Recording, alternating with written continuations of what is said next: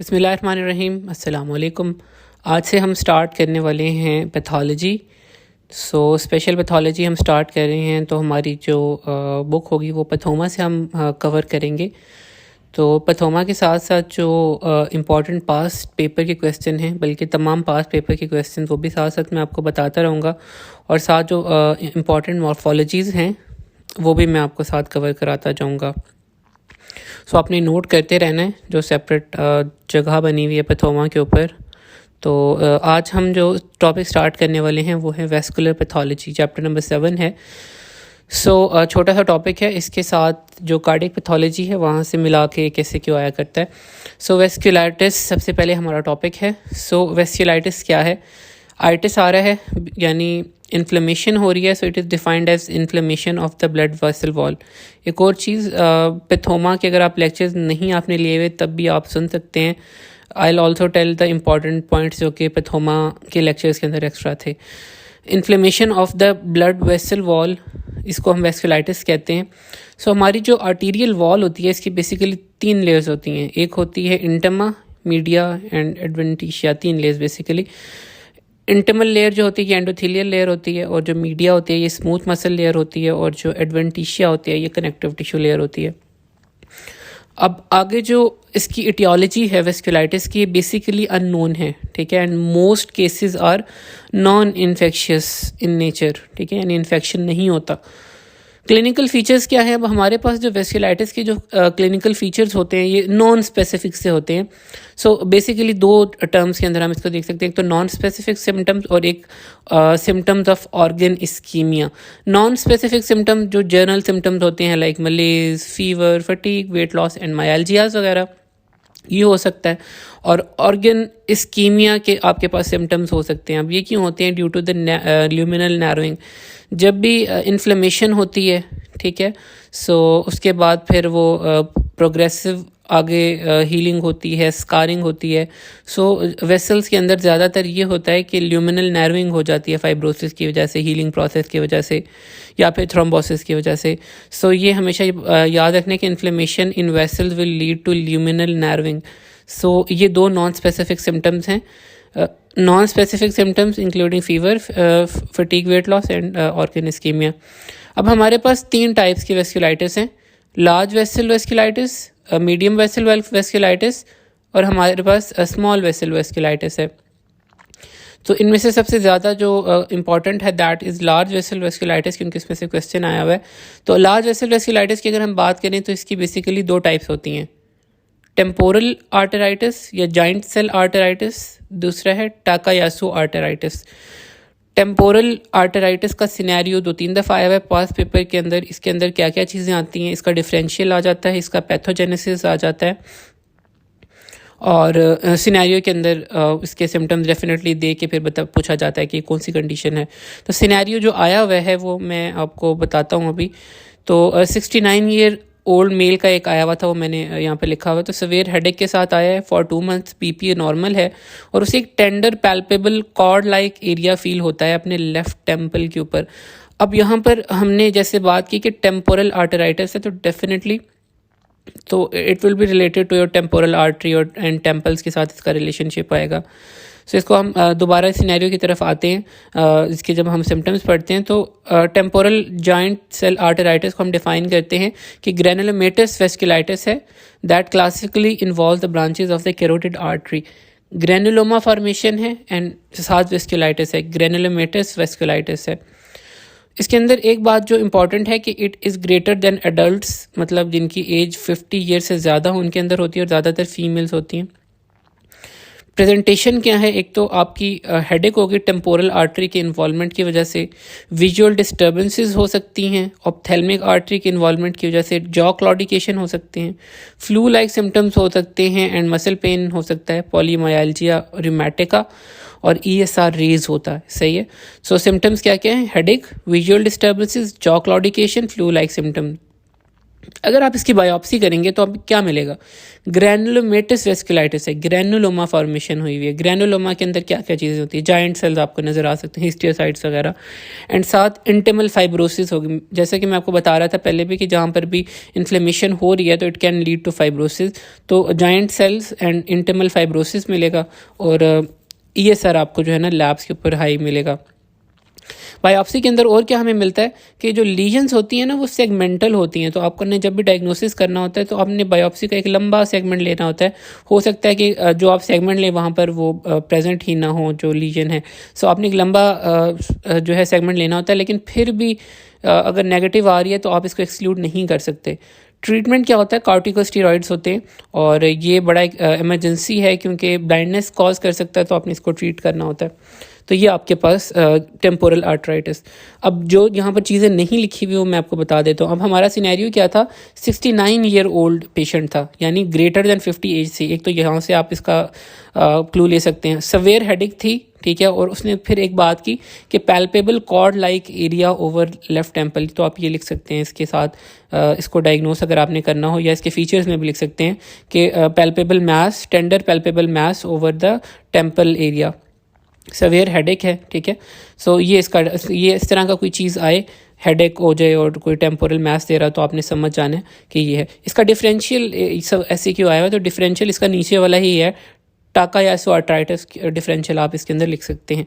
Pathogenesis, हम बात कर रहे थे कि ये लार्ज वेसल वेस्कुलाइटिस है, और वेस्कुलाइटिस में हमने जनरली बात की थी कि इटियोलॉजी यूजुअली अननोन होती है। तो एक बात तो आप ये लिख सकते हैं कि एक्चुअली जो इसकी इटियोलॉजी है अननोन होती है, लेकिन स्पेसिफिक जो नॉन इन्फेक्शियस वेस्कुलाइटिस होता है ना, उसके कुछ 4 मैकेनिज्म होते हैं, ये आप नोट कर लीजिएगा। सो आप कैसे इसके लिखेंगे पैथोजेनेसिस, एक्चुअल जो इसकी पैथोलॉजी है या मैकेनिज्म है that is unknown, but initial T cell mediated immune response होता है। इसके अंदर क्या होता है, initial T cell mediated response होता है to unknown vessel wall antigen, ये आप लिख लें। और 4 पॉइंट्स आपने इसके अंदर और लिखने हैं। एक और ऐसे क्यों आया हुआ था कि आप बताएं कि pathogenic mechanism in non infectious vasculitis, आप क्या क्या मैकेनिज्म हो सकता है अगर नॉन इन्फेक्शियस वेस्कुलाइटिस है, तो या फिर अगर वो जॉइंट सेल आर्थराइटिस का पैथोजेनेसिस पूछता है तो उसके अंदर भी आप लिख सकते हैं। तो 4 पॉइंट्स लिखने हैं। Auto reactive T cells number 1, anti endothelial antibodies, तीसरा एंटी न्यूट्रोफिल साइटोप्लाज्मिक एंटीबॉडीज़, चौथा इम्यून कॉम्प्लेक्स मीडिएटेड वेस्कुलाइटिस। मैं रिपीट कर देता हूँ, auto reactive T cells, anti endothelial antibodies, anti neutrophil cytoplasmic antibodies and immune complex mediated vasculitis. ये 4 जो है ना पैथोजेनिक मैकेनिज्म होते हैं नॉन इन्फेक्शियस वेस्कुलाइटिस, क्योंकि ये तमाम नॉन इन्फेक्शियस ही हैं बेसिकली। सो ये आप इसके अंदर लिख सकते हैं। ओरिजिनल हमें पता नहीं है, लेकिन जो है ये पॉसिबली ये चीज़ें हो सकती हैं। अगला है हमारे पास टाकायासु आर्थराइटिस। अब इसमें क्या है, it is also granulomatous vasculitis that classically involves the aortic arch at branch points and age is less than 50 year old। बाकी जो इसके symptoms हैं they are mostly like the upper one, ठीक है। तो अब यहाँ पर क्या हमारे पास डिफरेंस आ गया, ग्रेनुलोमेटस वेस्कुलाइटिस ये वाली बात हो, ठीक है, लेकिन ये aortic arch at branch points को इन्वॉल्व कर रहा था, एओर्टिक आर्च को इन्वॉल्व कर रहा था। जो टेम्पोरल आर्थराइटिस था वो हमारे पास जो कैरोटिड आर्टरी की ब्रांचेस को इन्वॉल्व कर रहा था, और इसके अंदर जो एज है वो लेस देन 50 होती है। ट्रीटमेंट वही सेम होता है, कॉर्टिकोस्टेरॉइड और ESR इसमें भी एलिवेटेड आ रहा होता है। तो ये हमारे पास जो सबसे इंपॉर्टेंट है वेस्कुलाइटिस में से वो कवर हो गया। अगला हमारे पास है मीडियम वेसल वेस्कुलाइटिस। ये इसको हम ये मस्कुलर लेयर्स को इन्वॉल्व कर रहा था, और इसके अंदर क्या होता है कि पॉली आर्थराइटिस जो नोड्योसा है वो एक प्रेजेंट होता है, एक टाइप इसकी है मीडियम वेसल्स के अंदर। दूसरी कावासाकी डिजीज़ है, और तीसरी जो है वो बर्गर्स डिजीज़ है, बर्गर। पॉली आर्थराइटिस नोड्योसा आपने काफ़ी सुना होगा, poly means many arteries and nodules इसके अंदर बन रहे होते हैं। सो इसको हम डिफाइन करते हैं, it is necrotizing vasculitis involving multiple organs, lungs are spared. Lungs इसके अंदर इन्वॉल्व नहीं होते, लेकिन ये नेक्रोटाइजिंग वेस्कुलाइटिस है जिसके अंदर मल्टीपल ऑर्गन्स इन्वॉल्व हो सकते हैं। अब ये इसकी प्रेजेंटेशन कैसे होती है, सो यंग अडल्ट के अंदर हाइपरटेंशन हो सकती है due to renal artery involvement, abdominal pain हो सकता है with melena due to mesenteric artery involvement and neurological difference होते हैं। इसकी एक एसोसिएशन है हेपेटाइटिस बी सरफेस एंटीजन के साथ, ये आप ये इसको अंडरलाइन कर लीजिएगा। तो hypertension, abdominal pain with melena इसके सिम्टम्स के अंदर है, प्रेजेंटेशन के अंदर है, और मल्टीपल ऑर्गन्स को इन्वॉल्व करता है, लंग्स पेयर हो जाते हैं। आगे हम बात करते हैं कि जो इसकी अर्ली लीजन्स होते हैं इसके अंदर क्या होता है। तो अब अर्ली लीजन्स के अंदर हमारे पास ट्रांसम्यूरल होल वॉल की इन्फ्लेमेशन होती है with fibrinoid necrosis. Fibrinoid necrosis आपने पढ़ा होगा 3rd ईयर के अंदर। सो इसके अंदर फाइब्रोसिस हो रहा होता है, नेक्रोसिस ही है लेकिन इसके अंदर फाइब्रोसिस भी होता है, फिब्रिनॉइड नेचर का होता है।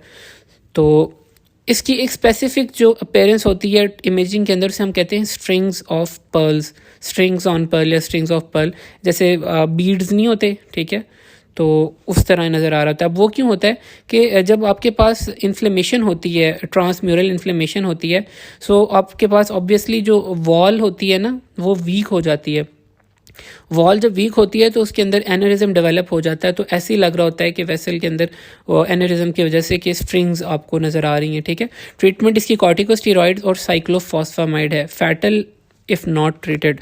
सो ये नेक्रोटाइजिंग वेस्कुलाइटिस था, it doesn't involve the lungs and hypertension और एब्डोमिनल पेन वगैरह इसका बाकी हमारे पास आगे कावासाकी डिजीज़ है। कावासाकी डिजीज़ जो है ये basically children, Asian children less than 4 years जो ओल्ड होते हैं उनको इन्वॉल्व करता है।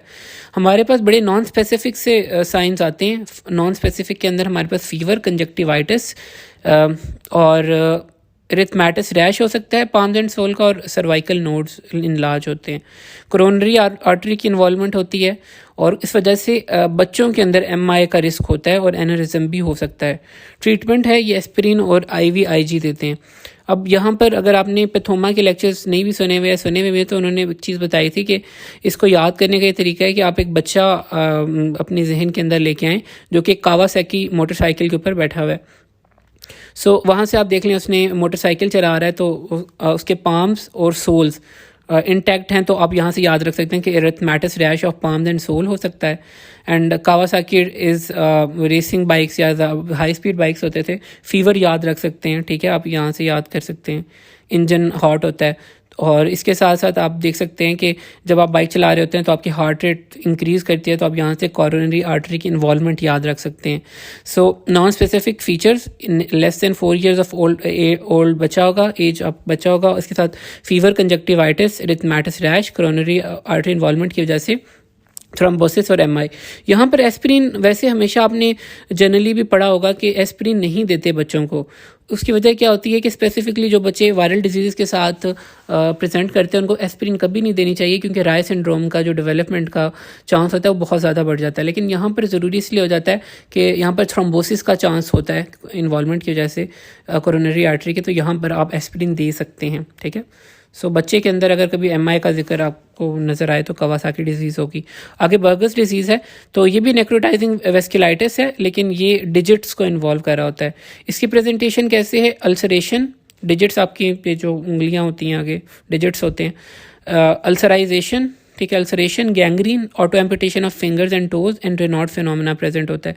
जहाँ पर भी वेजोस्पैज्म होता है आपके फिंगर्स का तो वहाँ पर आपको वाइटिश कलर का नज़र आता है कलर, ड्यू टू वेजोस्पैज्म वहाँ पर ब्लड नहीं पहुँच जाता तो वो वाइटिश कलर की फिंगर्स हो जाती है, तो इसको रेनॉल्ड फिनोमेना कहते हैं। So it present with ulceration, gangrene, auto amputation वगैरह। और ये it is very specifically associated with heavy smoking, और ट्रीटमेंट आपको सिर्फ आप स्मोकिंग रुकवा दें तो जो है वो I think may be nicotine की वजह से ये होता है। निकोटीन स्मोकिंग के अंदर मे बी निकोटीन उसका कोई इफेक्ट हो सकता है ब्लड वेसल्स के ऊपर। तो इसके अंदर आपके पास नेक्रोटाइजिंग वेस्कुलाइटिस है involving digits of polyarthritis nodosa, Kawasaki disease and burgers disease. आगे हमारे पास है स्मॉल वेसल वेस्कुलाइटिस। इसके अंदर हमारे पास 4 कंडीशंस हैं, Wegener's granulomatosis, microscopic polyangiitis, Churg Strauss syndrome and Henoch हॉलिन पर्परा। तो वैगनर्स ग्रैनुलोमेटोसिस ये आपने सुना होगा, काफ़ी दफ़ा पढ़ा भी होगा, ENT में भी आई गेस कहीं पर था नेज़ोफेरिंक्स के टॉपिक के अंदर। तो नेक्रोटाइजिंग ग्रैनुलोमेटस वेस्कुलाइटिस है, नेक्रोटाइजिंग ग्रैनुलोमेटस वेस्कुलाइटिस है that involves the nasopharynx, lungs and kidneys, ठीक है। इसको याद करने का बड़ा एक आसान तरीका है कि आप एक हाइपोथेटिकल एक इंसान या फिर अपनी बुक के ऊपर एक बंदा बना लें और उसके ऊपर सी ड्रॉ कर लें। सी आपने ऐसे ड्रॉ करना है कि जो उसके फेस के ऊपर नेज़ोफेरिंक्स का पोर्शन इन्वॉल्व हो जाए और लंग्स भी उसके अंदर आ जाएं और किडनी से आपका जो नीचे उसकी बाउंड्री है ना वो, तो सी से आपने ये डिजीज़ याद रखनी है कि it involves nasopharynx, lungs and kidneys. C और यहाँ पर क्या हो सकता है, इसके अंदर एक स्पेसिफिक लेबॉर्ट्री फाइंडिंग होती है, वो होती है सी एंका, सीरम सी एंका लेवल जो होते हैं ना वो डिजीज़ के साथ कोरिलेट करते हैं और इसकी ट्रीटमेंट भी साइक्लोफॉस्फामाइड और स्टीरॉइड्स होते हैं। तो सी बड़ा इंपॉर्टेंट है। सो ये इन्वॉल्व करते हैं नेज़ोफेरिंक्स, लंग्स और किडनीज़ को। इसकी प्रेजेंटेशन क्या होती है? अब आपके पास नेज़ोफेरिंक्स के अंदर आपके पास साइनोसाइटिस या फिर अल्सर बन सकता है, लंग्स के अंदर आपके पास हिमोप्टोसिस विद नोड्यूलर इन्फिल्ट्रेशन हो सकती है और किडनीज़ के अंदर आपके पास हिमोप्टोसिस होगी। तो आपने एक एक फीचर यहाँ से याद कर लेना है। जैसे मैं बात कर रहा था सीरम सी एंका इसके अंदर इंक्रीज़ करता है। और बायोप्सी पे क्या आपको मिलेगा? अब आपके पास हमने कैसे डिफाइन किया था, नेक्रोटाइजिंग ग्रेनुलोमेटस वेस्कुलाइटिस है। एक तो ग्रेनुलोमा फॉर्मेशन है तो आपको जॉइंट सेल्स मिल जाएंगे, ठीक है, हिस्ट्रियोसाइट्स वगैरह, और साथ आपको नेक्रोटाइजिंग वेस्कुलाइटिस मिल जाएगा, उसके साइंस मिल जाएंगे। ट्रीटमेंट क्या है? Cyclophosphamide and steroids. अगला हमारे पास है माइक्रोस्कोपिक पॉलीएंजाइटिस। इसको हम कैसे डिफाइन करते हैं? Necrotizing vasculitis involving multiple organ specially lungs and kidneys, ठीक है। अब ये पिछले वाले से कैसे डिफरेंस है कि इसके अंदर ग्रेनुलोमा फॉर्मेशन नहीं है, दूसरा ये नेज़ोफेरिंक्स को इन्वॉल्व नहीं कर रहा था, ये इसका डिफरेंस है। तो इसकी जो हमारे पास स्पेसिफिक सीरम जो मार्कर है दैट इज़ पी एन का, उसके अंदर सी एन का था, इसके अंदर पी एन का है। ट्रीटमेंट साइक्लोफॉस्फेमाइड और कॉर्टिकोस्टेरॉइड ही है। तो याद रखिएगा माइक्रोस्कोपिक पॉलीएंजाइटिस के अंदर नेज़ोफेरिंक्स इन्वॉल्व नहीं होता और इसके अंदर ग्रेनुलोमा फॉर्मेशन भी नहीं होती। चर्क-स्ट्रॉ सिंड्रोम, ये नेक्रोटाइजिंग ग्रेनुलोमेटस इन्फ्लेमेशन है और this is associated with eosinophilia, ठीक है, और multiple organ specially lungs and heart को ये करी होती है। अब आपने जनरली देखा इसिनोफिलिया किन कंडीशंस के अंदर हो सकता है? एज़मा बड़ी कॉमन इसकी एक प्रेजेंटेशन है। तो ये जो है ना it is associated with asthma से आप लंग और हार्ट एसोसिएशन याद रख सकते हैं, बेसिकली लंग्स। तो एज़मा एंड पेरिफेरल इसिनोफिलिया भी प्रेजेंट होते हैं साथ, और ये भी इसका जो मार्कर है ये पी एन का होता है। So necrotizing granulomatous inflammation with eosinophilia involving lungs and heart, और पी एन का इसके अंदर हमारे पास रेज होता है। हिनॉच हॉर्नलिन पर्परा, अब आई डोंट नो इसको प्रोनाउंस कैसे करना है, बट जो भी है हिनॉच हॉर्नलिन पर्परा या हॉर्नलिन, जिस तरह आपने इसको प्रोनाउंस करना है। सो इसमें क्या होता है कि आपके पास वेस्कुलाइटिस होता है due to IgA immune complex deposition. अब आपकी जो इम्यून कॉम्प्लेक्स होती है ना IgA, ये किन कंडीशंस के अंदर सिक्रीट हो सकती है? अब आप जर्नली याद करें, जब भी आपको अपर रिस्पायरेटरी ट्रैक्ट इन्फेक्शन होते हैं उसके बाद आपके पास IgE सिक्रीट होते हैं। IgE सिक्रीशन जो है ये एक प्रोटेक्टिव रोल प्रोवाइड कर रहे होते हैं, म्यूकोसा को प्रिवेंट कर रहा होता है, प्रोटेक्ट कर रहा होता है। सो इसके अंदर क्या होता है कि vasculitis due to IgA immune complex deposition ज़्यादातर चिल्ड्रन के अंदर होता है, और ये यूजुअली अपर रिस्पायरेटरी ट्रैक्ट के इन्फेक्शन के बाद हो रहा होता है। तो हमारे पास जैसा कि नाम में पर्परा आ रहा है, तो इसकी जो प्रेजेंटेशन है इसके अंदर palpable purpura on buttocks and legs, एक ये इसकी सिम्टम या प्रेजेंटेशन है। GI पेन होता है, ब्लीडिंग होती है और हीमाचूरिया होता है, IgA नेफ्रोपैथी जिसको हम कहते हैं। तो हमारे पास क्या है? Palpable purpura on buttocks and legs, GI pain and bleeding, haematuria, और साथ follows upper respiratory tract infection. Disease self limiting है, लेकिन अगर ठीक ना हो रही हो तो या रिकवर कर रही हो तो फिर स्टीरॉइड्स ले सकते हैं। तो इसके अंदर हमारे पास vasculitis due to IgA immune complex deposition. तो हमने क्या क्या डिस्कस किया? वैगनर्स ग्रेनुलोमेटोसिस, माइक्रोस्कोपिक पॉलीएंजाइटिस और चर्क-स्ट्रॉ सिंड्रोम। चर्क-स्ट्रॉ के अंदर हमारे पास इसिनोफिलिया था, हिनॉच जो पर्परा था इसके अंदर IgA डेपोजिशन थी। वैगनर ग्रेनुलोमेटोसिस में वो सी वाली बात याद रखिएगा। सो इसको आप वैगनर्स की बजाय वैकनर से याद रख सकते हैं, VG की बजाय C से, ताकि आपको याद रहे कि इसके अंदर वो सी वाला आपको पता लग जाएगा कौन कौन से रीजन इन्वॉल्व हैं और आपको सीरम मार्कर याद आ जाएंगे। तो यहाँ पर हमारे पास जो है ना वेस्कुलाइटिस का टॉपिक ख़त्म हो जाता है। लार्ज वेसल वेस्कुलाइटिस को अच्छी तरह कीजिएगा, उसके अंदर जो टेम्पल आर्ट्राइटिस था। अगला हमारा जो टॉपिक है दैट इज़ हाइपरटेंशन। सो ये जो इंक्रीज ब्लड प्रेशर होता है ये पल्मोनरी या सिस्टेमिक सर्कुलेशन दोनों की वजह से हो सकता है। सिस्टेमिक हाइपरटेंशन को हम डिफाइन करते हैं greater than 140/90 millimetre of mercury और नॉर्मल 120/80, आपको फिगर याद ही होगी। सो सिस्टेमिक हाइपरटेंशन का जो थ्रेशोल्ड है 140/90 इक्वल टू या ग्रेटर देन। इसको हम दो तरह से डिफाइन कर सकते हैं या डिवाइड कर सकते हैं, प्राइमरी और सेकेंडरी टाइप्स के ऊपर। बेस्ड ऑन एटियोलॉजी, ठीक है। अब ये जो ब्लड प्रेशर की हम बात कर रहे थे 140/90, अब ये जब हम हाइपरटेंशन की बात कर रहे हो तो हो सकता है कि दोनों सिस्टोलिक और डायस्टोलिक ज़्यादा हो सकता है कोई एक कंपोनेंट ज़्यादा हो, स्टिल हाइपरटेंशन कहलाएगी अगर कोई एक भी हो। प्राइमरी हाइपरटेंशन में क्या होता है कि अननोन एटियोलॉजी होती है, ठीक है। तो रिस्क फैक्टर क्या, अब हमें कॉज नहीं पता तो रिस्क फैक्टर हमारे पास जर्नल नॉन मॉडिफाइबल आ सकते हैं। फॉर एग्जांपल एज हो सकती है, रेस हो जाती है, इसी तरह ओबेसिटी हो सकती है, फिज़िकल एक्टिविटी का जो है वो लैक हो सकता है, स्ट्रेस हो सकता है, जर्नल जो लाइफस्टाइल आपके फैक्टर्स आ सकते हैं। इसके साथ high salt diet, high salt जो डाइट होती है एक तो वो ब्लड वॉल्यूम भी आपका इंक्रीज़ करती है और आपका टोटल पेरिफेरल रेजिस्टेंस भी इंक्रीज़ करती है। ब्लड वॉल्यूम जब आपके पास इंक्रीज़ करता है, स्ट्रोक वॉल्यूम इंक्रीज़ करता है, ब्लड वॉल्यूम इंक्रीज़ करेगा तो स्ट्रोक वॉल्यूम इंक्रीज़ करेगा, सिस्टोलिक प्रेशर जो ब्लड प्रेशर है वो ज़्यादा होगा। जब आपके पास टोटल पेरिफेरल रेजिस्टेंस ज़्यादा होती है तो फिर आपका डायस्टोलिक प्रेशर ज़्यादा हो रहा होता है। तो ये बात याद रखिएगा। सेकेंडरी हाइपरटेंशन, इसके अंदर आपके पास एटियोलॉजी होती है। क्वेश्चन भी आया हुआ है कि आप 6 कॉजेज़ बताएं सेकेंडरी हाइपरटेंशन की। तो यहाँ पर पैथोमा के अंदर रेनल आर्टरी जो है ना, रेनल कॉज लिखा हुआ है लेकिन बाकी कोई कॉज नहीं लिखा था। 6 अगर आपने कॉज लिखने हैं तो आप लिख लें। रेनल के अंदर कौन कौन से कॉजेज़ आ सकते हैं? Acute glomerulonephritis, chronic renal disease, ठीक है। एंडोक्राइन डिसऑर्डर्स भी आ सकते हैं, फॉर एग्जांपल थायरोटॉक्सिकोसिस में हाइपरटेंशन हो जाती है, एक्रोमेगली में हो जाती है। तीसरा आप लिख लें कार्डियोवैस्कुलर डिजीज़, कोआक्टेशन ऑफ एओर्टा और पॉलीआर्ट्राइटिस वगैरह के अंदर आपके पास जो है वो हाइपरटेंशन, अभी हम पढ़े थे पॉलीआर्ट्राइटिस नोडोसा के अंदर आपके पास हाइपरटेंशन होती है। इसके साथ चौथा न्यूरोलॉजिकल जो आपके पास फैक्टर्स होते हैं, साइकोजेनिक जो फैक्टर्स होते हैं उस वजह से भी आपको हाइपरटेंशन हो सकती है, और अगर आपका इंट्राक्रेनियल प्रेशर रेज हो जाए तब भी हाइपरटेंशन हो जाती है। तो ये आपके पास 6 से ज़्यादा ही डिजीज़ बन जाती हैं। तो 4 हमने कैटेगरीज के अंदर इसको डिवाइड किया। रेनल, उसके अंदर acute glomerulonephritis, chronic kidney disease. दूसरा एंडोक्राइन के अंदर आप थायरोटॉक्सिकोसिस, एग्रोमेगली लिख सकते हैं। सीवीडीएस के अंदर आप कोआक्टेशन लिख सकते हैं, एओर्टा वगैरह लिख सकते हैं, ठीक है। एथेरोस्क्लेरोसिस भी वैसे लिख सकते हैं। चौथा न्यूरोलॉजिकल के अंदर आप साइकोजेनिक कॉजेज लिख सकते हैं, इंक्रीज्ड इंट्राक्रेनियल प्रेशर। तो ये आपका क्वेश्चन यहाँ पर हो जाएगा। सो यहाँ पर उसने रेनल आर्टरी स्टीनोसिस का बताया हुआ है कि it is a common cause renovascular hypertension. इसके अंदर क्या होता है कि जब स्टीनोसिस होता है तो आपके पास जो ग्लोमेरुलस को ब्लड नहीं जा पा रहा होता, सो जब ग्लोमेरुलस के पास ब्लड नहीं आता, जो आपका जक्स्टा ग्लोमेरुलर अपरेटस है वो रेनिन सिक्रीट करता है, वो एंजियोटेंसिनोजन को एंजियोटेंसिन 1 के अंदर कन्वर्ट करता है। ये पुराने वाली बात है फिजियो वाली। एंजियोटेंसिन 1 कन्वर्ट होता है एंजियोटेंसिन 2 के अंदर by S angiotensin converting enzyme. अब एंजियोटेंसिन 2 है वो आपका ब्लड प्रेशर इंक्रीज़ करता है। वो कैसे करता है?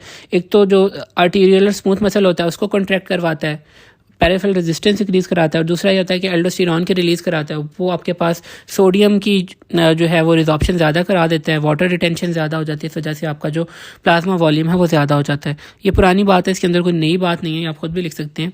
सो इसमें क्या होता है कि आपके पास ये जो रेनोवैस्कुलर हाइपरटेंशन डेवलप हो रही है, इसमें आपके पास प्लाज्मा रेनिन भी ज़्यादा होगा और आपके पास यूनिलैटरल एट्रोफी भी होगी, क्योंकि जहाँ पर जिस किडनी के पास आपके लो ब्लड फ्लो हो रहा है तो ऑब्वियसली वहाँ पर जो है ना एट्रोफी होना शुरू हो जाएगी ड्यू टू लेस जो ऑक्सीजन परफ्यूजन। बाकी आपके पास जो स्टीनोसिस की कॉजेज क्या क्या हो सकती हैं? थीरोस्क्लेरोसिस एंड फाइब्रोमस्कुलर डिस्प्लेसिया जो है ये बड़ा कॉमन कॉज है। थीरोस्क्लेरोसिस मेल्स के अंदर और फाइब्रोमस्कुलर डिस्प्लेसिया, ठीक है। और जो फाइब्रोमस्कुलर डिस्प्लेसिया ये इसमें irregular thickening of large and medium size arteries हो जाता है। बाकी आपके पास एक और क्लासिफिकेशन भी है, मैलिग्नेंट एंड बिनाइन हाइपरटेंशन। अब हाइपरटेंशन को हम दो तरीके से भी डिफाइन कर सकते हैं। बिनाइन वो होती है कि जिसके अंदर माइल्ड या मॉडरेट एलिवेशन आ रहा होता है ब्लड प्रेशर के अंदर, क्लिनिकली साइलेंट होती है लेकिन स्लोली बड़ी डैमेजिंग होती है, वेसल्स और ऑर्गन्स को डैमेज कर रही होती है। लेकिन मैलिग्नेंट हाइपरटेंशन अगर आपका जो बीपी है 200/120 मिलीमीटर मरकरी से ज़्यादा शूट कर जाए तो ये मैलिग्नेंट हाइपरटेंशन है, मेडिकल इमरजेंसी है। अब हो सकता है कि आपको कोई प्री एग्जिस्टिंग बिनाइन हाइपरटेंशन की कोई कंडीशन हो, so it can lead to acute end organ damage, ठीक है, acute renal failure, headache, papilloedema, and ये मेडिकल इमरजेंसी है। तो it can lead to acute renal failure, headache, papilloedema. तो ये आपके पास 2 और कंडीशंस भी हो जाती हैं। आगे हमारे पास जो सबसे इम्पॉर्टेंट चीज़ आ रही है दैट इज़ आर्टीरियोस्क्लेरोसिस। यहाँ से क्वेश्चन अमूमन आ जाता है, स्पेसिफिकली इसकी जो एथेरोस्क्लेरोसिस में से बहुत क्वेश्चन आया हुआ है, उसकी हर चीज़ ही तकरीबन पेपर के अंदर आ जाती है और ज़्यादा चांस होता है कि इसके अंदर से क्वेश्चन आ जाए। So arteriosclerosis, arteriosclerosis, sclerosis hardening arteries की जो हार्डनिंग को हम कहते हैं आर्टीरियोस्क्लेरोसिस। सो यहाँ पर ऐसे क्यों नोट कर लीजिएगा, जो इसके पैथोलॉजिकल पैटर्न्स है, इसका ऐसे क्यों आया हुआ है कि आप आर्टीरियोस्क्लेरोसिस के पैथोलॉजिकल पैटर्न्स बताएं, ठीक है।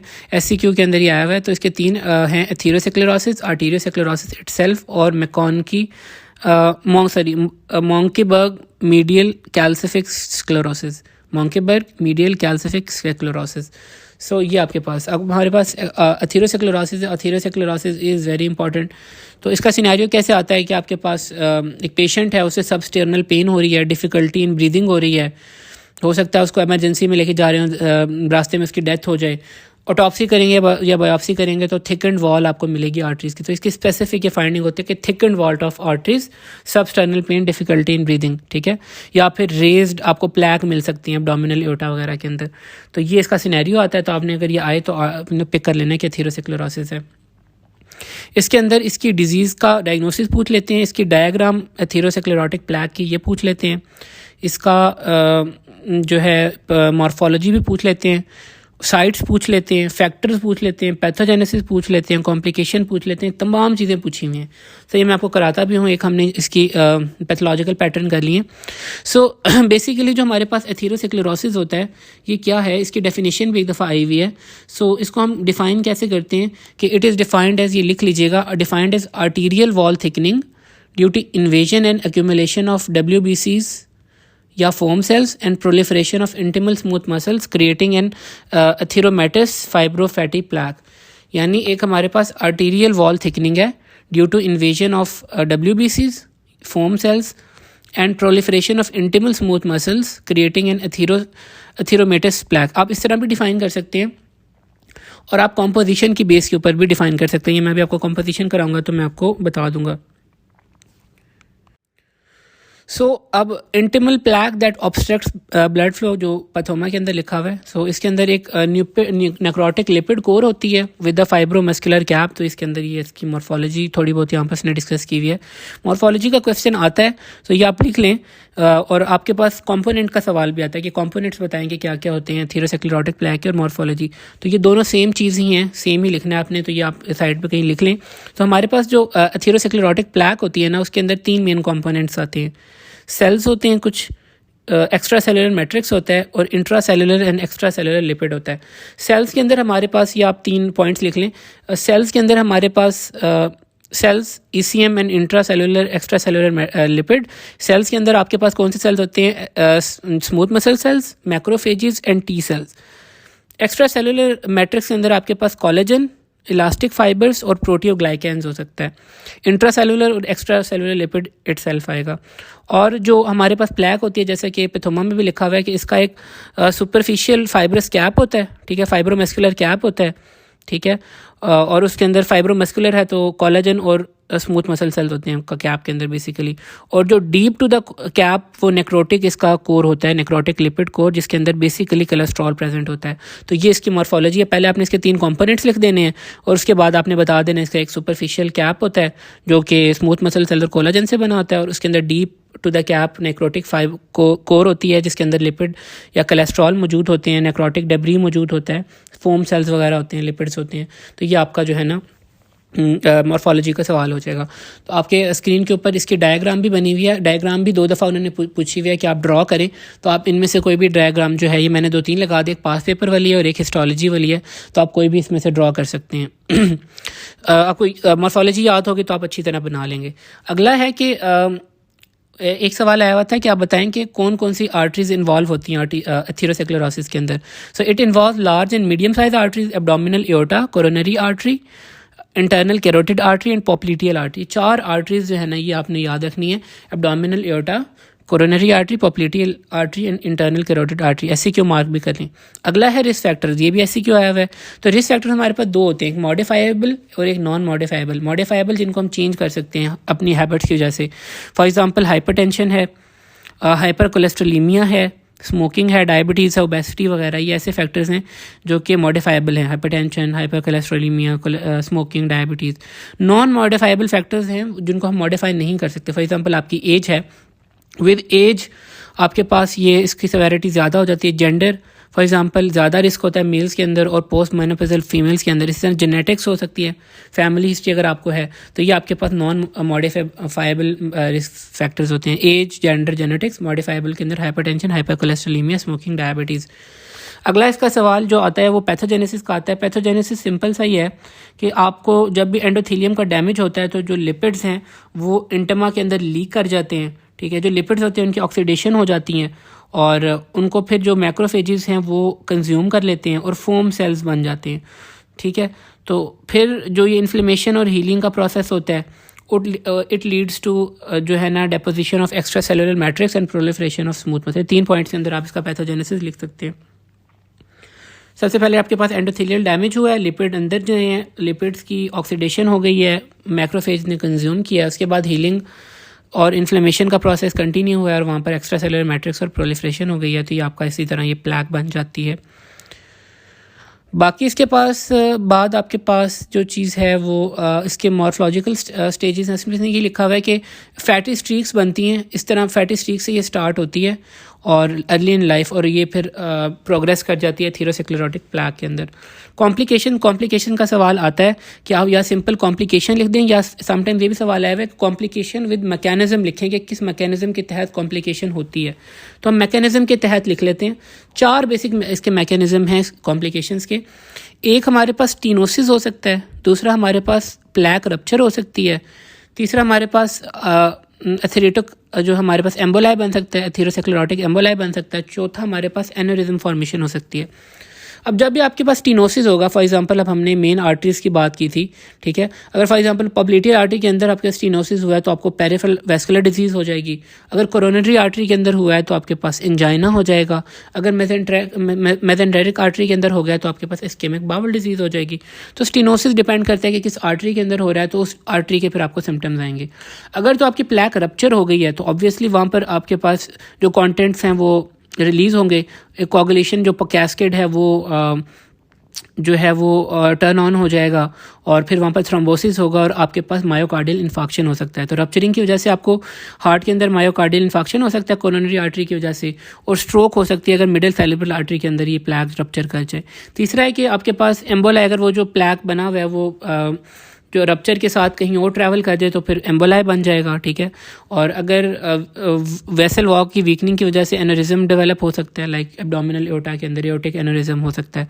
तो ये 4 मैकेनिज्म है। स्टीनोसिस की वजह से आपको पेरिफेरल वैस्कुलर डिजीज़ हो सकती है, एंजाइना हो सकता है, इस्केमिक बाउल डिजीज़ हो सकती है। प्लैक रप्चर की वजह से आपको एमआई और स्ट्रोक हो सकता है। बाकी 2 जो आखिरी वाली वैसे ही आप लिख सकते हैं, एथेरोस्क्लेरोटिक एम्बोलाई और वीकनिंग। तो अगर डिजीज़ आएँ तो आप इंडिविजुअल डिजीज़ भी लिख सकते हैं और आप मैकेनिज्म भी लिख सकते हैं, तो इट्स ऑल राइट। बाकी इसके अंदर एक क्वेश्चन आया हुआ था कि आप रोल बताएं HDL एंड LDL का क्या रोल होता है एथेरोस्क्लेरोसिस के ऊपर। जो LDL होता है ना ये रिस्क बढ़ाता है एथेरोस्क्लेरोसिस का, बिकॉज जो एथेरोस्क्लेरोसिस होता है ना ये कोलेस्ट्रॉल को पेरिफेरल टिश्यूज तक डिलीवर करता है। HDL होता है वो डिक्रीज करता है। HDL ऐसी समझ लें जैसे वो कूड़ा उठाने वाली ट्रॉली होती है, तो वो तमाम जिस्म से जो है ना वो फ़ैट को इकट्ठा, कोलेस्ट्रॉल को जो बैड फैट होता है उसको इकट्ठा करती है और वो लीवर तक लेके जाती है ताकि डिस्पोज ऑफ हो सके। तो HDL, ठीक है, ये आपके पास डिक्रीज़ करता है रिस्क, और LDL जो है इसको हम बैड कोलेस्ट्रॉल भी कहते हैं, ये इंक्रीज़ करता है रिस्क को। तो ये हमने तमाम सिनेरियो डिस्कस कर लिया, इसकी डायग्राम भी कर लीजिएगा आपने, इसका माइक्रोस्कोपिक फीचर्स, मॉर्फोलॉजी, कंपोनेंट्स भी आपने देखने हैं, इसका आपने जो है कॉम्प्लिकेशन भी देखनी है, पैथोजेनेसिस, ये तमाम टॉपिक बहुत इंपॉर्टेंट है, ये आपने एक एक चीज़ करनी है इसकी। आगे हमारे पास आर्टीरियोस्क्लेरोसिस है। आर्टरीज की जो है नैरोइंग को हम आर्टीरियोस्क्लेरोसिस कहते हैं। इसकी 2 टाइप्स होती हैं, हाइलिन आर्टीरियोस्क्लेरोसिस और हाइपरट्रॉफिक हाइपरप्लास्टिक आर्टीरियोस्क्लेरोसिस। हाइलिन के अंदर आपके पास क्या है, हाइलिन आर्टीरियोस्क्लेरोसिस में प्रोटीन लीकेज हो जाती है इनटू द वेसल वॉल, और प्रोटीन लीकेज की वजह से वैस्कुलर थिकनिंग हो जाती है, तो इस वजह से आपके ये डिजीज़ हो रही होती है। सो अब ये क्यों होती है, अब प्रोटीन लीकेज किन कंडीशंस के अंदर होती है। फॉर एग्जांपल बिनाइन हाइपरटेंशन के अंदर आपके पास BP जब शूट करता है तो that forces the protein into the walls of arteries, इसमें हो सकता है। इसी तरह डायबिटीज़ के अंदर आपके पास जो है ना जो ग्लाइकोसाइलेशन हो रही होती है, non enzymatic glycosylation of basement membrane होती है, उस वजह से जो वॉल्स होती हैं वो लीकी हो जाती हैं। सो उस वजह से प्रोटीन लीक करता है, और तो ये 2 मेन कॉजेज़ हैं।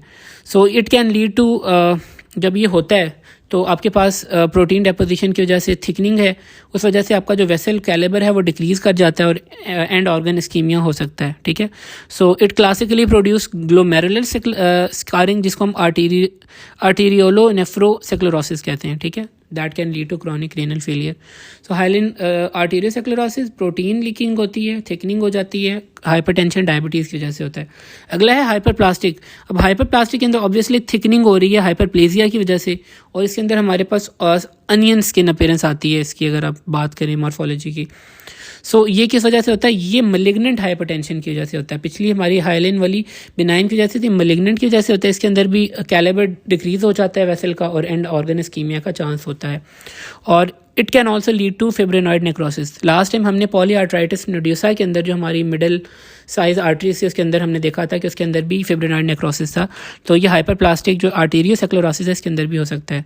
आखिरी जो हमारे पास टाइप है आर्टीरियोसेक्लेरोसिस की, दैट इज़ मॉन्कीबर्ग मीडियल कैल्सिफिक सेक्लेरोसिस।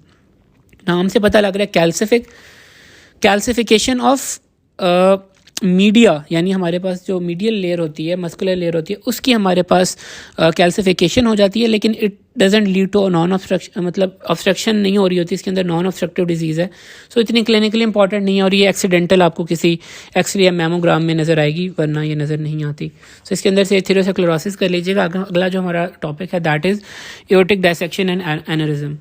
सो अब हम डिस्कस करने वाले हैं aortic dissection and aneurysm. So aortic dissection का जो है ना सिनेरियो आया हुआ है, तो ये आपने नोट कर लेना है। सो इसके अंदर सबसे पहले उन्होंने मॉर्फोलॉजी पूछी हुई है कि मॉर्फोलॉजी क्या होती है, ठीक है। एओर्टिक डायसेक्शन का मैं आपको एक जनरल सा ओवरव्यू दे देता हूँ कि आप देखें कि ब्लड फ्लो कर रहा होता है ब्लड वेसल के अंदर, तो अंदर वाली जो लेयर होती है वो इंटिमा होती है, ठीक है। तो उसके बाद मीडिया होती है, उसके बाद एडवेंटिशिया होती है। लेकिन समटाइम्स ऐसा होता है कि ड्यू टू स्ट्रेस या weakening of vessel wall, intima से जो ब्लड है स्ट्रेस की वजह से वो जो है वीकनेस की वजह से मीडिया के अंदर रन करना शुरू हो जाता है। नॉर्मली तो जो हमारे पास इंटिमा के अंदर ब्लड रन कर रहा होता है, लेकिन वीकनेस की वजह से या किसी हाई प्रेशर की वजह से वो मीडिया के अंदर रन कर रहा हो, तो इसको हम डायसेक्शन कहते हैं, एओर्टिक डायसेक्शन। यानी वो ब्लड ने एक अल्टरनेट पाथ बना लिया रादर देन नॉर्मल, और उसकी वजह से डायसेक्शन होगी एओर्टा की, तो इसको हम कहते हैं एओर्टिक डायसेक्शन। सो मॉर्फोलॉजी, ये जो ए और बी पॉइंट लिखा हुआ है इसकी मॉर्फोलॉजी के अंदर है। मॉर्फोलॉजी के अंदर आपने एक तो लिखना है कि ये सिस्टिक मीडियल डिजेनरेशन है, ठीक है। सबसे पहले इसके ऊपर पॉइंट लिख लें, it is a cystic medial degeneration, और इसके अंदर intimal tear with dissection of blood through media of the aortic wall and it occurs in the proximal 10 centimetre of aorta. क्योंकि ये हाई स्ट्रेस रीजन होता है, specifically अगर कोई pre existing weakness जो मीडिया हो या वीकनेस हो अगर मीडिया की, तो उस वजह से आपका वेसल वॉल की अगर प्री एग्जिस्टिंग वीकनेस हो तो जो 10 सेंटीमीटर अप्रॉक्सिमल ये एक हाई रिस्क रीजन होता है, ठीक है। सो इंटिमल टीयर होता है इसकी मॉर्फोलॉजी के अंदर with dissection of blood through the media of the aortic wall, और it occurs in the within the 10 centimetre of aorta. अगर मॉर्फोलॉजी आती है तो आप ये पॉइंट लिख सकते हैं। अब इसकी दो बेसिक कॉजेज़ होती हैं। ये क्वेश्चन आया हुआ है कि आप कॉजेज़ या मेन एटियोलॉजी बताएं एओर्टिक डायसेक्शन। तो इसकी बेसिक दो कॉजेज़ होती हैं, एक तो क्रॉनिक हाइपरटेंशन और दूसरा होता है weakness of the weakening of the aortic wall. तो the most common cause is hypertension also associated with inherited defects of connective tissue. ये वही बात है weakening of the aortic wall. तो हाइपरटेंशन की वजह से क्या होता है, hypertension results in hyaline arteriosclerosis of the vasa vasorum. ये वेजा विजोरम होते हैं, ये चैनल्स होते हैं जो कि ब्लड डिस्ट्रीब्यूशन के अंदर रोल प्ले कर रहे होते हैं आउटर हाफ को, ठीक है। एडवेंटिशिया के अंदर होते हैं मोस्ट लाइकली। सो हाइलिन आर्टीरियोसेक्लेरोसिस की वजह से आपके पास डिक्रीज फ्लो हो रहा होता है, ठीक है, और एट्रोफी हो जाती है मीडिया की वजह से, आपको जो है ये डायसेक्शन हो जाती है, ठीक है। और एट्रोफी हो जाएगी तो डायसेक्शन का चांस ज़्यादा हो जाएगा, क्योंकि अब इंटिमा की एट्रोफी हो जाए तो ज़्यादा चांस है कि जो मीडिया के अंदर ब्लड एंटर हो जाए। दूसरा है कि वीकनेस हो जाती है। सम इनहेरिटेड जो डिजीज़ होती हैं उनके अंदर आपके पास कनेक्टिव टिश्यू डिसऑर्डर्स आ सकते हैं, लाइक मार्फन सिंड्रोम। इसके अंदर आपके पास फिब्रिलिन और इलास्टिन वगैरह का प्रॉब्लम आता है। एहलर डानलेस सिंड्रोम, इसके अंदर डिफेक्टिव कोलेजन सिंथेसिस होती है। सो ये आपके पास जो है ना वीकनेस की तरफ लेके जाते हैं, weakness of the connective tissue in the media. So ये दो मेन कॉजेज होती हैं, क्रॉनिक हाइपरटेंशन, ठीक है, इट रिजल्ट्स इन हाइलिन आर्टीरियोसेक्लेरोसिस, ठीक है, और दूसरा आपके पास वीकनेस ऑफ एओर्टिक वॉल आ सकती है मार्फन सिंड्रोम और ईडीएस के अंदर। तो ये है। इसके बाद इसकी सिनेरियो कैसे आता है ठीक है, या इसके सिम्टम्स क्या होते हैं, ये एक शार्प पेन की तरह अराइज करती है, जैसे टिपिकल हार्ट पेन होती है। शार्प टेयरिंग चेस्ट पेन होती है, that radiates to the back. Loss of consciousness भी हो सकती है, एसओबी भी हो सकती है, शॉर्टनेस ऑफ ब्रेथ भी हो सकती है, और वीकनेस हो सकती है, वीक पल्स हो सकती है इन वन आर्म, ठीक है। तो ये कुछ स्पेसिफिक सिम्टम तो नहीं है, लेकिन बाकी हार्ट डिजीज़ की तरह के सिम्टम ही हैं इसके। टेयरिंग चेस्ट पेन है तो बैक को रेडिएट करिए। लॉस ऑफ कॉन्शियसनेस, ये लिख लीजिएगा, loss of consciousness, shortness of breath और weak pulse in one arm. Complication क्या हो सकती हैं, कार्डियक टेम्पोनार्ड और branching of obstruction of branching artery. अब देखें, अब मीडिया फॉर एग्जांपल ब्लड अगर एंटर हो गया मीडिया के अंदर, अगर तो वो आगे की तरफ मूव कर रहा है, नीचे की तरफ मूव कर रहा है बॉडी के अंदर, तो कोई भी ब्रांच जो आर्टरी की है वहाँ पर कंप्रेशन हो सकती है, ऑब्स्ट्रक्शन हो सकती है। फॉर एग्जांपल रेनल आर्टरी की कंप्रेशन हो सकती है। अगर वो पीछे की तरफ मूव कर जाए ब्लड, ठीक है, रेट्रोग्रेड मूव कर जाए, तो हो सकता है कि वो पेरिकार्डियम के अंदर चला जाए। पेरिकार्डियम के अंदर गया तो वहाँ पर टेम्पोनार्ड हो सकता है, कलेक्शन ऑफ ब्लड हो सकती है। तो अगर आगे गया तो obstruction of branching artery cause करेगा, अगर पीछे की तरफ गया तो पेरिकार्डियल टेम्पोनार्ड कॉज करेगा। तो ये आप देख लीजिएगा। तो इसके अंदर क्वेश्चन इसकी मॉर्फोलॉजी का, उसमें हमने बता देना है कि इंटिमल टीयर होता है जिसकी वजह से ब्लड अंदर चला जाता है, और ये प्रॉक्सिमल 10 सेंटीमीटर के अंदर होता है। और दो मेन कॉजेज हैं, chronic hypertension and weak arterial walls, ठीक है, और ये इसके सिम्टम्स वगैरह। आगे हमारे पास एनेरिज्म है, एओर्टिक एनेरिज्म। ये क्वेश्चन आया हुआ है कि एनेरिज्म को आप डिफाइन करें और इसकी क्लासिफिकेशन बताएं। Aneurysm basically localised abnormal dilatation of blood vessel wall और heart that may be congenital और एक्वायर्ड। ये आप लिख लीजिएगा, localised abnormal dilatation of blood vessel और heart that may be congenital और एक्वायर्ड। या सिंपल आप इसको डिफाइन कर दें, ballooning of the abdominal aorta, balloon like dilatation of, ballooning हो जाती है ना बेसिकली, या डायलेटेशन। अगर थोरेसिक, अब यहाँ पर हम दो रीजन्स को डिस्कस कर रहे हैं इसके, थोरेसिक एनेरिज्म और abdominal aortic aneurysm. Balloon like dilatation of thoracic aorta, इसको हम थोरेसिक एनेरिज्म कहते हैं। अब ये क्यों होता है, ये वीकनेस ऑफ वॉल की वजह से होता है, weakness in the aortic valve. और ये बेसिकली क्लिनिकली देखा जाता है टर्शरी सिफिलिस के अंदर। अब टर्शरी सिफिलिस के अंदर क्या होता है कि एंड आर्टराइटिस ऑफ वेजा विजोरम होता है, जिसकी वजह से आपके पास ल्यूमिनल नैरोइंग हो जाती है, डिक्रीज फ्लो होता है, और एट्रॉफी हो जाती है वेसल वॉल की, जिसकी वजह से जब भी एट्रॉफी या आपके पास वीकनेस आएगी वॉल के अंदर तो बलूनिंग हो सकती है, ठीक है। तो ये हमारे पास जो ट्री बार की स्पेसिफिक अपीयरेंस होती है एओर्टा की थोरेसिक एनेरिज्म के अंदर। कॉम्प्लिकेशन क्या होंगी, एक तो dilatation of the aortic valve root resulting in aortic valve insufficiency. दूसरा ये हो सकता है कि बलूनिंग की वजह से मैकेनिकल ऑब्स्ट्रक्शन हो सकती है मीडियास्टाइनल स्ट्रक्चर्स की, ईसोफेगस वगैरह की हो सकती है, एयरवे की हो सकती है। दूसरा ये है कि थ्रोम्बोसिस या एम्बोलाई भी बन सकता है। सो थोरेसिक एनेरिज्म के अंदर बलून लाइक डायलेटेशन है, वीकनेस की वजह से होता है। वीकनेस होती है तो आपके पास ब्लड फ्लो भी डिक्रीज करता है, ट्रॉफी हो जाती है, और एक बलून लाइक स्ट्रक्चर आपके पास होता है। इसका स्पेसिफिक फीचर है ट्री बार का अपीयरेंस, और कॉम्प्लिकेशन हो सकती है एओर्टिक वाल्व की इनसफिशिएंसी। अगला हमारे पास है एओर्टिक एब्डोमिनल एओर्टिक एनेरिज्म। ये बलून लाइक डायलेटेशन है एब्डोमिनल एओर्टा की, ठीक है, अबव द बाइफर्केशन, ठीक है। ये किस वजह से होती है, एथीरोस्क्लेरोसिस के अंदर। थोरेसिक एनेरिज्म सिफिलिस के अंदर था, ये आपके पास एथीरोस्क्लेरोसिस की वजह से होती है। अब एथीरोस्क्लेरोसिस में किस तरह होती है कि अब फॉर एग्जांपल एथीरो कोई स्क्लेरोटिक प्लेग बन गई है, तो वहाँ पर जो एरिया है वहाँ पर ऑक्सीजन सफिशिएंसी जो है ना, या परफ्यूजन है, वो डिक्रीज़ कर जाती है। परफ्यूजन जब डिक्रीज़ करती है तो आपके पास जो है ना वहाँ पर एट्रॉफी और वीकनेस ऑफ वॉल हो जाती है, क्योंकि ऑक्सीजन सही तरह से मिल नहीं रही होती, तो इस वजह से वहाँ पर बलूनिंग हो सकती है, एनेरिज्म हो सकता है। सो ये कैसे आपके पास प्रेजेंट करती है, सो जो हमारे पास पल्सेटाइल एब्डोमिनल मास देखते हैं, और जो मेजर कॉम्प्लिकेशन होती है वो ये होती है कि कहीं रप्चर ना कर जाए। स्पेसिफिकली जब 5 सेंटीमीटर से ज़्यादा इसका साइज हो जाता है तो ये चांस होता है कि ये रप्चर कर जाएगी, ठीक है। और इसके अंदर एक ट्रायड होता है, हाइपोटेंशन, पल्सेटाइल एब्डोमिनल मास और फ्लैंक पेन का। तो ये आप इसको देख सकते हैं कि इसके सिम्टम्स के अंदर ट्रायड होता है, हाइपोटेंशन, पल्सेटाइल एब्डोमिनल मास और फ्लैंक पेन। ये वाहिद कंडीशन जिसके अंदर हम हाइपरटेंशन देख रहे हैं, वरना जितनी भी हमने पीछे पढ़ी है उसके अंदर तो हाइपरटेंशन ही थी। बाकी कॉम्प्लिकेशन सेम है, कंप्रेशन हो सकती है लोकल स्ट्रक्चर्स की, फॉर एग्जांपल ये नीचे की तरफ है तो यूरेटर कंप्रेस हो सकता है, थ्रोम्बोसिस या एम्बोलिज्म भी हो सकता है। तो ये याद रखिएगा, थोरेसिक एनेरिज्म टर्शरी सिफिलिस के साथ रिलेटेड, एब्डोमिनल वाला जो है ये एथीरोस्क्लेरोसिस के साथ है। सवाल नहीं आया इसमें से आगे। वेस्कुलर ट्यूमर है, 3 टाइप के यहाँ पर डिस्कस किए, हेमेंजियोमा, एंजियोसार्कोमा, कपोसी सार्कोमा। कपोसी सार्कोमा से सवाल आता है। हेमेंजियोमा क्या है, बिनाइन ट्यूमर है that is compose of blood vessels, birth पे हम देखते हैं रिग्रेस कर जाता है, स्किन और लिवर के साथ एसोसिएटेड है। एंजियोसार्कोमा क्या है? सार्कोमा आ गया मैलिग्नेंट प्रोलिफरेशन है of the endothelial cells of blood vessels. और कॉमन साइट आपके पास जो हैं वो क्या हो सकती हैं? स्किन हो सकती है, ब्रेस्ट हो सकती है और लिवर हो सकती है। हेमेंजियोमा की तस्वीर नीचे से बनी हुई है, आप देख सकते हैं। सो जो लिवर एंजियोसार्कोमा है ये पीवीसी एक्सपोजर के साथ रिलेटेड है, आर्सेनिक एंड थोरोट्रास्ट के साथ ये है एसोसिएटेड। तो ये याद रखिएगा, लिवर एंजियोसार्कोमा पीवीसी के साथ एसोसिएटेड है। आखिरी जो हमारा टॉपिक है कपोसी सार्कोमा, इसमें से एससीक्यू आता है।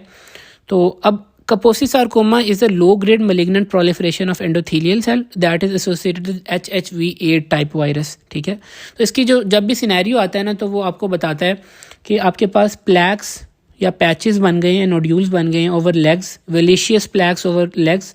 सिनेरियो आया हुआ था 46 ईयर ओल्ड मेल है जिसको वेलेशियस प्लैक्स ओवर लेग बने और वो HIV पॉजिटिव है। ठीक है, और बायोप्सी पे आपको एक न्यूप्लाज्म नज़र आया वैस्कुलर नेचर का जो कि आपके एब्डोमिनल विसरास को भी इन्वॉल्व कर रहा है। ठीक है, तो आप बताएं कौन सी कंडीशन है। हम बात करें इसकी प्रेजेंटेशन की। अब इसको हम अभी सिनेरियो की तरफ आते हैं कि पर्पल पैचेस या प्लैक्स बनते हैं स्किन के अंदर और विसरल ऑर्गन्स को भी इन्वॉल्व कर सकता है। अब ये कहाँ कहाँ पर आपको नज़र आ सकता है? तो इसने फॉर्म्स पूछी हुई थी कि 4 फॉर्म्स हैं। ठीक है, तो ये आप लिख लीजिएगा, क्वेश्चन आया हुआ था। क्लासिक कपोसी सार्कोमा हो सकता है, एंडेमिक अफ्रीकन कपोसी सार्कोमा हो सकता है, ट्रांसप्लांट एसोसिएटेड कपोसी सार्कोमा हो सकता है और एड्स एसोसिएटेड कपोसी सार्कोमा हो सकता है। Classic Kaposi sarcoma, endemic African Kaposi sarcoma, transplant associated Kaposi sarcoma और एड्स एसोसिएटेड कपोसी सार्कोमा। तो अब इसने जो सिनेरियो के अंदर हमें बताया था कि बंदे को HIV पॉजिटिव है और वैस्कुलर न्यूप्लाज्म है। बाकी हमने जो न्यूप्लाज्म पढ़े हैं उसके अंदर किसी के साथ एसोसिएशन नहीं थे और उसने फिर बता भी दिया कि प्लेग्स भी हैं। तो प्लेग्स का जिक्र कर दे, HIV का जिक्र कर दे, एड्स का कर दे, ट्रांसप्लांट का कर दे, तो आपने समझ जाना है प्लेग्स और ये तमाम association will lead to Kaposi sarcoma. तो ये आपने याद रखना है। और ये भी पूछ लेते हैं कि कौन सा इसका जो कॉजेटिव एजेंट है उसका भी पूछा हुआ है कि कौन होता है। ये HHV8 टाइप वायरस होता है।